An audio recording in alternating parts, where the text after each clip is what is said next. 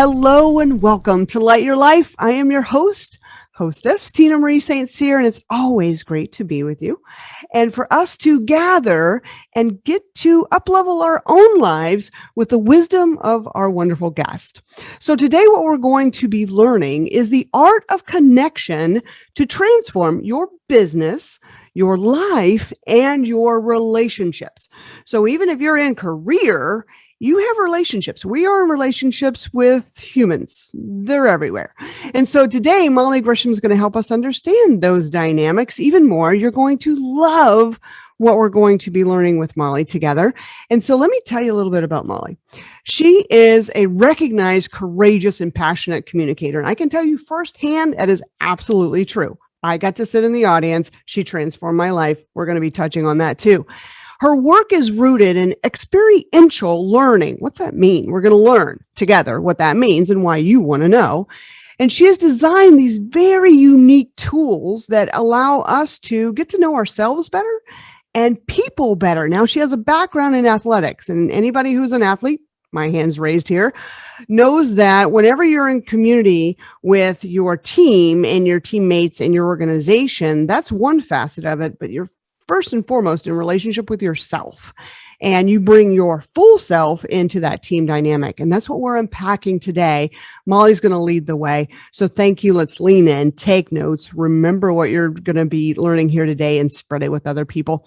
Thank you to the Light Your Life community. And so Molly, thank you for being our guest. I can't wait for this discussion. Well, thank you for having me. There's nowhere else I want to be other than right here, right now, having this conversation. So let's see where it takes us. You're awesome. You're awesome. So first thing I was curious about is what led you from your before life, right? We all have different seasons of our life, sure, in athletics into what you're doing now with groups and teams and organizations and helping them discover themselves and their own dynamics. What sparked that? Yeah, I spent my 20s and 30s coaching and teaching. So I was teaching communication courses at the college level and coaching college soccer. And as I kind of evolved in my coaching career, I shifted into full-time college coaching. But at some point in that journey, I realized that what I loved about coaching and teaching was just helping people develop, helping people grow and develop. And as a college coach, unfortunately, a small percentage of my job description was actually develop your people. And so there were so many other things that I had to do, recruiting and fundraising and alumni events and admissions tours. And I thought, how do I get to just help people be better? How do I help them grow and develop? And so I really felt this pull in my life to explore this opportunity. Could I start my own business where I just got to do the one thing that I loved, which is help people to be better?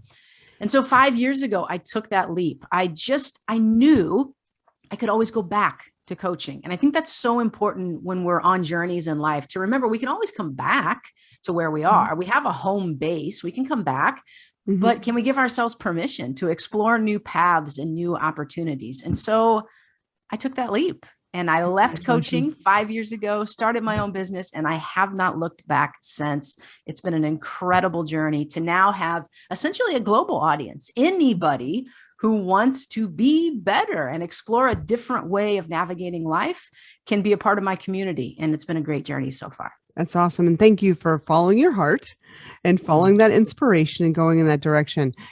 What is experiential learning? I know that's one of your platforms. It's what you express to people whenever they're saying, do we work with Molly? You know, what can she bring to us? What is experiential learning? Well, we can think about it a lot like we think about athletics, because really that's how we learn any sport that we want to learn. If you said to me, I want to be a great tennis player. I've never played tennis before, but I think I really want to be a great tennis player. The first thing we would do is get you a racket. We'd put a racket in your hand. Now, you might want to watch some tennis on TV, or maybe you would read a book about tennis, but the first thing we'd want to do is get you out on a court and have a racket in your hand. So experiential learning and experiential facilitation really says we learn best by doing. And so my goal as a facilitator is to create experiences where we get to experience, highlight, showcase these skills that we want to work on. So if a group says to me, we think we have some communication issues in our group, can you help us with that? I'm going to come in with tools and processes that will showcase our strengths in communication, our weaknesses, our limitations, our barriers, and allow us to experience it rather than me coming in and saying, I've never met you all, but let me lecture you on your communication. Yeah. It's ineffective. It's no different than any other skill set that we learn in life. We learn best by doing. So experiential learning really says we want to have a shared experience as a group. And then the magic happens when we get to debrief and unpack those experiences that we had. That's amazing. Whenever you're working with an organization, do they first give you, I mean, do you have like an intake? Do they give you lay of the land of some of the dynamics happening? Because communications could mean a lot of things, right? Do you have some type of way of understanding what you're going to be, creating as a priority for their development? Absolutely. So I will meet with the leader, the client, the contact, whoever that may be, and I'll ask a lot of questions. Tell me about your group. And sometimes that person has a really clear sense of this is our issue. We crumble under adversity. We can't communicate. We're a new team and we've been working remote for a year and now we're back face to face and we don't know how to do that. Our teamwork isn't there. So sometimes they'll have a lot of clarity around it. And so I use that information to design the tools and the processes and the ways we'll unpack that. But what's really interesting to me is when a leader says something like communication, that's our issue. We're horrible at that. And then we get in the session and we realize that's actually not the issue because the issue will always surface. And these tools and processes are general enough that it creates space for the real issues to surface. And so there have been times where I go into a session thinking, okay, communication's what's going to surface today. And we get in there and realize, nope, that's not it. Other things surface, and being able to pivot as a facilitator and just embrace whatever shows up in the room is the thing that we have to work on and the thing we have to address. So while I will design tools and processes with something in mind, I also have this really open sense of whatever surfaces is the thing that we need to address and the thing. Exactly. It sounds like trusting the process, right? Oh, 100%. 100%. We have to trust the process. Yeah. So, I know we're talking about the art of connection. So I want to, do a slight pivot to that word because you tapped into it. We're living in a world where it's now okay to work remotely. And I know whenever I was in that remote time period for my businesses, we have offices here and people tend to want to come to the office now because we appreciate one another's connection and we can, walk down the hallway, be in proximity, have communications and conversations. And it just feels like there's energy there, right? What have you learned in the Zoom world, in the Microsoft Teams world, in that digital way that we're facilitating business and our careers, whenever you're getting to learn about your clients, what are you unpacking there? So I think one of the things that we've learned during this time is there are really two very different skill sets that we have to focus on in terms of being productive or being able to work at a high level. So one is what I would call our task-oriented skills. And we've figured out we can do those remotely. We have all kinds of apps and platforms and software where you and I for a year might not be in the same space, but we can get our jobs done and do that at a high level. But the other side of that story is our relational skills. And that's a whole lot harder to do at a distance because we're not physically seeing a whole person. And as we know, on these online platforms, we're really seeing like the head up. And that's just that's so true. A part of our body. There's so much more to the story here. And so that to me is where we have to really be intentional, is how do we develop the relational skills? The task part is easy. All these apps, all these platforms, we can do that. But how do we invest in the relationships? And so for me, I have discovered in this remote world, what it requires is incredible intentionality and creativity. We can connect remotely, but it requires real intentionality. And I think where a lot of people have got themselves stuck or in trouble or have limited themselves is they've assumed I can lead, I can facilitate, I can teach the same way I was doing it. I just have to do it with a video camera in front of me. and it doesn't work. And so we have to get really creative with giving tools and processes, using breakout rooms, asking deeper debrief questions, really pulling back those layers. I have found that the work that I'm doing now remotely, it takes longer because I've got to be really intentional about holding space for everyone.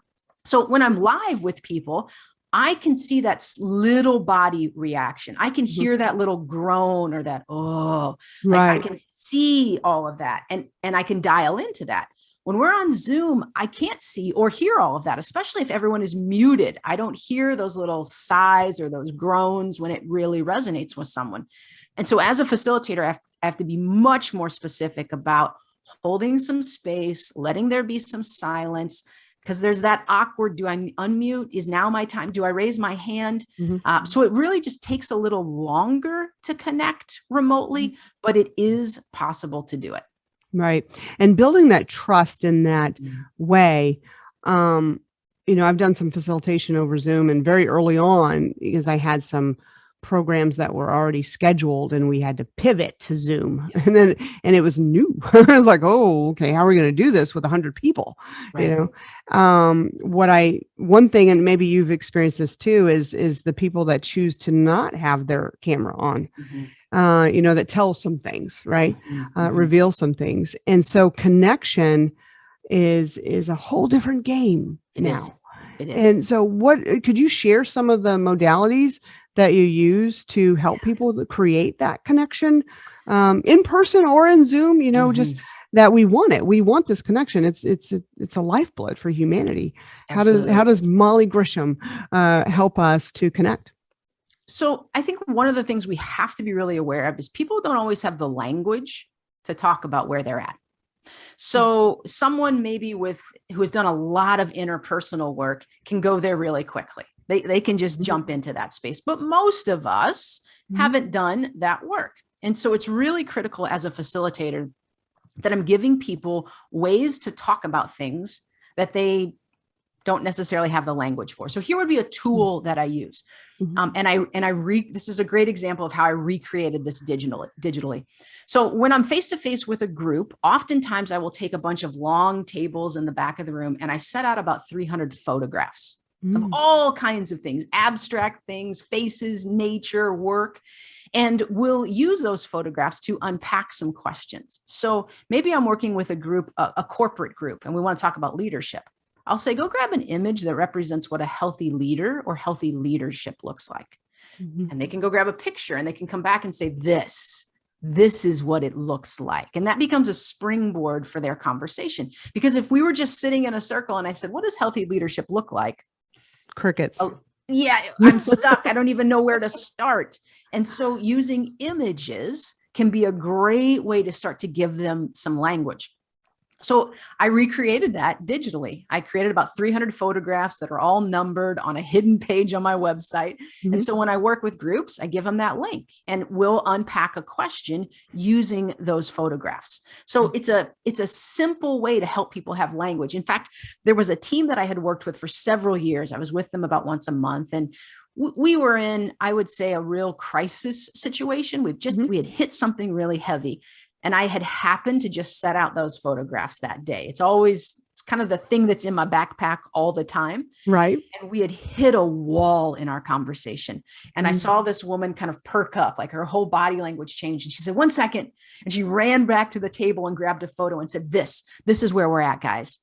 And the whole room just went, oh, yeah. That's where we're at. And that got the conversation headed in the right direction. So it's a good example of giving people the language that they need to have a hard conversation or an important or a brave conversation when we don't necessarily have the language to do that. Because we often say language is the most powerful tool we have. Well, that's assuming we all are using the same language.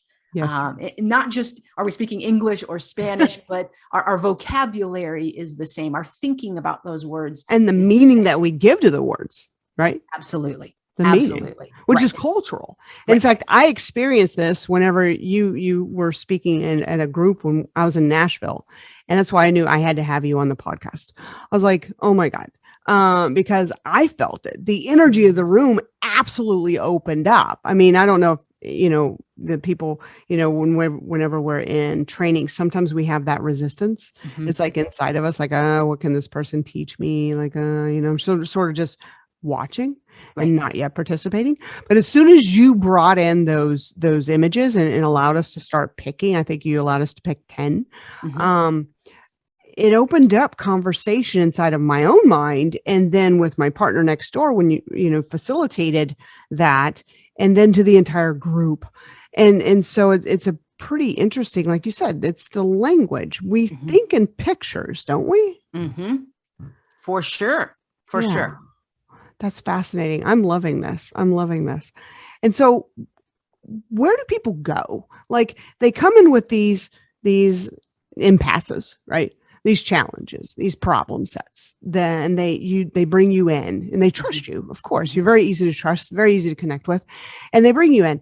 Where do people go? Like they're here from at point A of the problem set, and you take them to a place in the future. What outcomes and journeys do you see the groups that you work with go toward? So one of the things that I often say is that I think healthy leaders, healthy companies, healthy organizations allow space where people can bring their whole self, bring your whole self to your work. And I think that we are more productive and more efficient, but we are simply better humans when I can come to work and I can bring my whole self to work. But how do I get my whole self in the door if I've never done that before? Well, we do that by starting, as you mentioned, like I've got to have this relationship with myself. So I'm starting to think. We can use the images as an example. I didn't realize that these images were important to me. I didn't realize these resonated with me. And now I get to share this conversation with the person next to me and I get to learn and grow from them. And now we're in a small group and then we're in a large group. So we're creating this web of connections with different people and we're finding all these things that we have in common. When we do that, we are now expecting people to bring more of that, to bring more of their whole self to their work. And all of a sudden it becomes an unspoken invitation. I didn't know that piece of you. Didn't know you were struggling with that. I didn't know that that was important to you. And we've just created space where people can start to bring their whole self. And that becomes really, really fun to watch a group transform from when I walk in the door, I got to scan my employee card and I have to leave half of myself out of my work. So now I walk in the door and I bring my whole self to everything that I do. I think the best organizations do that really, really well of allowing people to bring their whole self to their work. I would have to imagine that leads to more creativity and even individual problem solving. I know that, some, I employ people, right? And so sometimes whenever you're the leader and people come to you with the problem, yet they haven't thought through a solution or a potential, fix to something, it feels like all that weight is upon you as a leader. Like, okay, now I got to fix this, and not like I didn't have anything to do already. And so have you seen that it allows people individually to become more creative thinkers, to be more solution mindset, and to collaborate authentically in that way? Yeah. So when we bring our whole self, we're now bringing a whole nother set of resources. We're bringing a whole nother set of skills, a whole nother set of opportunities and options. So when we allow people to bring their whole self, it's like they've got a whole different toolbox that's coming with them. And it really does open up. Like you said, the room just opened up. That's happening on an individual level. All these pieces and parts of myself that I didn't know I needed at work or could even have permission to bring to work, suddenly those resources are all available to me. And so when we think about like compounding interest, if I'm doing that and my colleagues are doing that, exponentially, we just got so much better as a group because individually we're bringing more to the work environment. That's awesome. In this, it's been termed the Great Resignation time frame that we're in right now, and it's twofold. One is that yes, we have baby boomers that are now in their retirement ages, and they've put in their years, and they get to go enjoy their retirement, right? And then there's the people that are resigning from companies because they're not feeling at home or utilized to their genius level or any growth level within organizations. And isn't it true that the A players, the ones that you do not want to lose, leave first whenever the culture doesn't accept the creative mind and the ability to work together as a whole? No question about it. No question about it. And it's painful to watch that happen, to watch when someone's, if we have like a dimmer switch on someone's soul, it's like they're just being asked to dial it down, just turn it down, just be less, be the status quo. And we have so many human beings who want to thrive, who want to create, who want to perform at a high level, who want to make the world a better place. And they just feel constricted by the spaces that they're in. And so I think it does come back to those relationships of understanding what drives someone, what brings someone alive, and then let them go do their thing. Give them that space to do that. But we have to understand the people that we're working with and what gives them life before we're able to do that. So you're talking about empathy, right? Absolutely. Absolutely. Are we divulge? What would be the word? Are we deficient, right? Are we deficient in empathy and in typical cultural communications? Yeah, I think so. And I think a lot of it comes down to, if other people don't understand me, then I have to protect me. And if I'm protecting me all the time, how can I have any time and energy left to think about what you need? And so these spaces where we can bring our whole self, what ultimately happens is I start thinking about, what do you need? What do you need? And you're thinking about what I need. Well, now we've got our bases covered. That's a whole different equation. Right. I'm all in on what does everybody around me need? And they're going to do the same for me. And we have just maximized our ability to go to a whole new level. Yeah. But again, it comes back to those relationships and really knowing people and having a sense of connection with them, which during this last year and a half has been so hard to do. It has been hard to do. So take me into this, because I also hear that people have issues with getting triggered, right? Or taking things personally. Like, instead of, I was raised, I'm grateful for my mom and dad. They had great strategies and they taught me to think at a higher level. Thank you, mom and dad. They said, whenever you have a problem, attack the problem, not the people. Yes. Right? It's not about the people. You guys are all on the same side. It's about defining the problem enough that you guys can have your way to collaborate and make sure that the problem is what's being solved, not trying to fix people. Right. So have you been in cultures and organizations where those triggers are just rampant and that taking it all personally happens to be the way of responding to things? What's that been like? Yeah, you hit the nail on the head of problem versus person. And it's a subtle shift with a big outcome, right. Totally different experience. So some of the work that I do is around conflict resolution. And oftentimes when groups are in conflict, it is because I think you don't like me and I don't like you. So it's personal. When in actuality, we discover my default conflict style and your default conflict style are very different. And so what I don't like is I don't like how you handle conflict and you don't like how I handle conflict. And when we can recognize that it's a default conflict style and not me as a person and not you as a person, now all of a sudden we can navigate that. We can get back to what the actual problem is versus I can't stand her. She pushes all my buttons. She drives me crazy. There's a shift to, man, I really struggle with her conflict style. When things get tense, she becomes a different person. When things get tense, I become a different person. In fact, what I often say to groups is it's like that Snickers commercial, you're not you when you're hungry. So when we're in conflict, you're not you when we're in conflict. And I'm not me when I'm in conflict. And so being able to recognize it's our default conflict style that's the issue, not Molly Grisham as a person, not my personality, not my values. It's my conflict style. And when we can refocus that and understand that, it transforms how we navigate difficult situations. That's so brilliant, Molly. That's so brilliant. As we're really not getting to know the person. we're making assumptions, right? I called it the other day. I was in a conversation and someone said, I don't know why I did that. I guess I was on autopilot. And I said, what if you were on assumption pilot? Because we make assumptions of how people are going to react or think or behave based on maybe one or two instances, and we generalize who they are as a person across the board as a defense mechanism, right? Mm-hmm. Yeah, we want to pre-decide how someone will behave to let ourselves off the hook. I don't need to walk down that road with them because I already know how it's going to play out. So I'm off the hook. Yeah. Well, that's actually, not courageous. No, that's not courageous. So you're helping people learn courage, right? I think so. I love it. We need a courageous world. I love it. We definitely need a courageous world.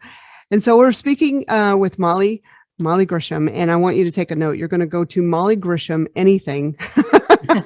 So what do I mean by that? It's mollygrisham.com, Molly Grisham on Instagram, Molly Grisham on Twitter, Molly Grisham everywhere, and get to learn what she does. I love your logo, by the way. I want to really talk about that.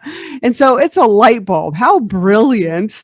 Tell us the meaning behind your logo for your work in the world. Yeah, so my logo is a light bulb with my initials in it. So that middle part is the M, and then the bottom is the G. And the tagline that I often use is experience light bulb moments. And that's really the work that I do. That moment when we get to witness someone go, oh, I get it. I hadn't seen that before. I hadn't felt that before. I didn't know that about myself. I didn't know that about someone else. And it is so powerful for me as a facilitator to witness those moments, to see like, oh, something just clicked. The little light bulb just went off above their head. Mm-hmm. And I think so much of the work that I do is about creating these tools and processes that allow people to have light bulb moments. But our light bulb moments are so much powerful when we get to witness that in other people. It's one thing for me to say, like, I went off and did my work by myself, and now I'm coming back and I'm a better person. It's a whole different level when I get to sit in a group and have that transformative moment, and the group witnesses me have that moment. And now they're going to treat me different. They're going to hold me to different standards. They're going to expect me to apply that light bulb moment that I had. Like, the group starts to create some new boundaries for me and some expectations that they didn't have before. And so while I'm a big fan of go do therapy, go work on yourself, there's some stuff we need to do alone. There's incredible power in doing what I would call just holding up mirrors for each other and allowing people to see themselves on a deeper level. And when we get to witness that transformation and then hold their hand as they now navigate life after having that light bulb moment, it's incredibly powerful for a group. That would have to be, like a glue that holds them together. Yeah. Right. Yeah. So what types of things, and, I know you may not be able to say the company names, but, what's been the biggest project you've been on? You've been brought in to resolve something of significance and a bit of chaos. Right. And then what was that outcome, through your work? Yeah, so I certainly work across all industries. Out of the gates, I was working primarily with athletic teams because that was my network, and that I still work with a lot of athletic teams, but I'm starting to work more in the medical space, which has been really rewarding because that's a group of people that are exhausted right now. Working a lot more with educators who are on empty almost all the time. And so being able to come in and recharge them has been powerful. And then my general corporate groups as well. But to hit specifically on your question, I remember one group that the ship was sinking. Like, they just, in fact, when I got there, they said, we can't all be in the same room. Whoa. And I thought, what? But this is what I do. I work with groups. And they said, not with us. You're going to have to meet with small groups.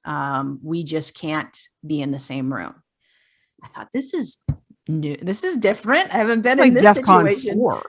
What's that? That's like DEFCON 4, Yeah. Like the ship was literally sinking. And so started to meet in small groups, and I started to connect some of the dots and realize some of the pain points and some of the tension. And eventually we got everybody in the same room. And I remember the first session we did with everybody in the same room, and it was 3 hours of unpacking and unpacking and unpacking, and a whole lot of pain and a whole lot of apologies. And I didn't realize that. And I'm so sorry. And how do we repair this? And just some really, really powerful stuff happened. And that set that group on the right track to move forward in a healthy way. But we had to stop and just deal with what's in the room. Once we could actually get them all in the same room, we had to deal with what's in the room. And it was probably one of the most powerful sessions I've ever been a part of, to realize that these were people that worked together every day who couldn't be in the same room. And to finally get to the point where they trusted me and trusted the process enough to say, okay, we're going to walk into that meeting room and shut the door for 3 hours and see where it takes us, and trust that it's going to get us to a healthier place. But it doesn't have to be that way. And sometimes we have to ask for a neutral outside perspective who can come in and help turn the ship in a different direction. Thank you for your work. I was on a walk the other day, and I overheard, so there's two ladies walking toward me, and, you know, for a brief moment in that transition, you can hear someone's conversation. And those two ladies were speaking about not being happy at work. You could, you know, I could definitely hear that they were griping about something or someone, right? And I bless them on the way there, because I'm so many people are unhappy, and they're tolerating a less than life, not having strategies or tool sets. One, I think many people think, well, I need to escape where I am and go to a new place. And fair enough, sometimes that could be the answer, but they stay where they are and just agree to unhappiness and to be part of a less than culture. What message would you give to people about how they can be that person that can help transform their company and their culture, and not wait for it to happen for them? So I think the pain point for a lot of people is we want to be seen, heard, and known. It's pretty simple. We just want to be seen, heard, and known. And in so many of our workplaces, we aren't doing that. And that really will suck the soul out of someone really quickly. Yeah. So my advice for someone in that scenario would be twofold. One is, what are the ways you want to be seen, heard, and known? And how can you start to open up some of those doors? And then the second part is, how do you do that for others? How do you start to take those 5-minute water cooler conversations to a little bit deeper level? I'm working with a group in the medical space right now, and we're wrapping up a 6-week series. And I said, I would love to schedule a dinner where we can just all have dinner together. And the whole room went, what a great idea. That's a great idea. We're in. And I thought, you all work together. And this was like rocket science of let's have dinner together. So just thinking about, what are the ways that I can bring more of myself and start to just kind of open up those doors of being seen, heard, and known. And then how do I do that for other people? It's not rocket science. It's, let's have lunch together. Let's have coffee together. Let's have a dinner together, a happy hour together. And then let's take our conversations to a little bit deeper level. But it starts with me knowing myself on a deeper level and wanting to share that with others, and then inviting others to do the same thing as well. Right. Bring that communication, that connection back to our lives, and not just hope for it or wait for it or think that the company needs to do it for you. No. So it's become that self-leader, right? Yeah. The self-leadership in this process is critical. Self-leadership across the board. And you don't need to plan your escape to find your happiness. Right. Right. So I'd like to ask a human question, at this point. I'd love to know, if you had your powers to remove one thing from humanity as it's experienced right now, what would you remove and why? I think if I had a magic wand, right, particularly in thinking about COVID and a global health crisis and our isolation and separation and working remotely, it would be that while we have to be at a physical distance, we don't have to do this alone. And I think some of the relationships that I value the most right now are the ones where I can tell there was intentionality in that phone call. There was intentionality in checking in with me. There was intentionality with not letting me get away with, no, I'm good. I'm good. So let's get down to what's the thing we need to do. Like, no, let's go a little bit deeper there. And so I think if we could just wave a magic wand, give ourselves all permission to say, I'm struggling, not okay. This has been hard. I'm tired. Just that freedom to be honest about where we are, because the reality is we can't get to where we want to be if we can't acknowledge where we're at. So sometimes I'll say to groups, if I asked you for directions to Chicago and you assumed I was coming from New York, but I actually live in St. Louis, those directions do me no good. Directions to Chicago from New York are not helpful when you live in St. Louis. The same applies in our personal lives. I can't say I want to be in a healthier, happier, better place if I can't acknowledge, but this is where I'm at right now.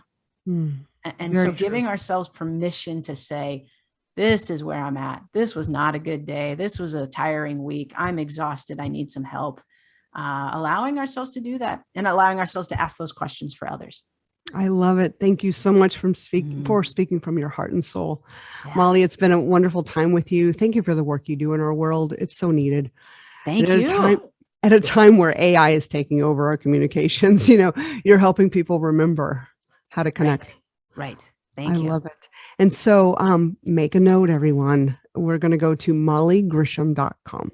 mollygrisham.com. She's got amazing resources there for you.